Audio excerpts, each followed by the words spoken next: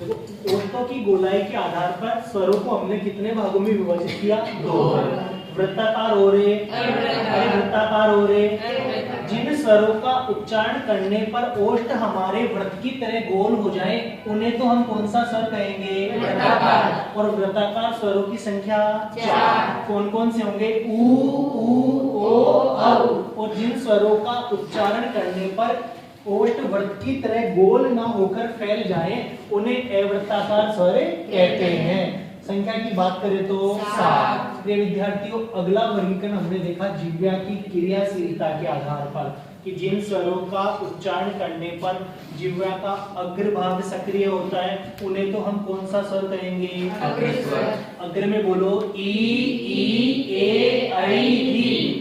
जिन स्वरों का उच्चारण करने पर जिह्वा का मध्य भाग सक्रिय रहे या मैं कहूं कि जिह्वा स्थिर रहे उन्हें हम मध्य स्वर कहते हैं। और मध्य में अकेला कौन सा आएगा? ये विद्यार्थियों पश्चय का मतलब होता है, पश्चय का मतलब होता है पीछे। और जिन स्वरों का उच्चारण करने पर जिह्वा का पीछे वाला भाग क्रियाशील हो उन्हें हम पश्चय स्वर कहते हैं। पश्चय में कौन कौन सा? आ, ऊ, ओ, औ। संख्या बोलो 5। अच्छा, पश्चय की संख्या कितनी? 5। मध्य की 1 और अग्र की 5 और 1 6 5 11। हिंदी भाषा में स्वरों की संख्या भी 11। इन 11 स्वरों को जिह्वा की क्रियाशीलता के आधार पर कितने भागों में? 3 भागों में विभाजित किया।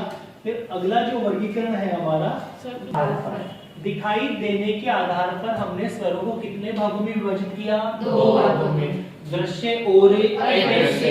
ये विद्यार्थियों, जिन स्वरों का प्रयोग व्यंजनों के साथ करने पर स्पष्ट तौर से दिखाई दे उन्हें तो हम कह देंगे दृश्य स्वर। और स्पष्ट तौर से दिखाई ना दे तो अदृश्य। अच्छा, मुझे बताओ दृश्य की संख्या कितनी? 10। अदृश्य की 1। हमने इनको स्पष्ट तौर से दिखाई दे या न दे ये समझने के लिए ये सूत्र का प्रयोग किया। कै, का, की, कू, के, कई, को, कब।